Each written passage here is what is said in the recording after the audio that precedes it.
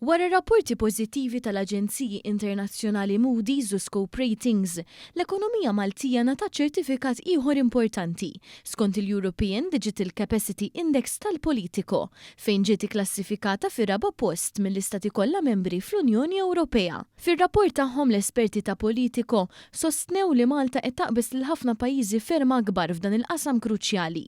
Dan fid-dawl ta' investimenti kbar mill-Gvern u kontinwità fil-miżuri biex is-settur ikompli avvanza.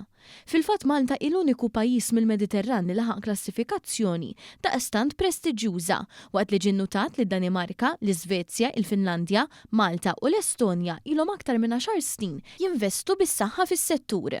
Ir-rapport tal-Politico jfaħħar ukoll il-mod kif Malta kienet kapaċi tieħu opportunitajiet malajr, kif ukoll tileġiżla b'mod effettiv f'qasam tant tekniku u dinamiku.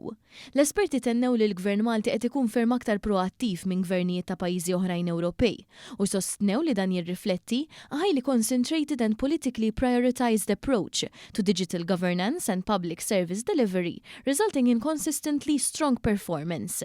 Dan iċ-ċertifikat lil Malta f'qasam daqshekk importanti jindika kemm pajjiżna għandu viżjoni u qed joħloq industriji tal-futur li permezz tagħhom tkompli titjib il-ħajja taċ-ċittadini u jinħolqu karriri ta' kwalità.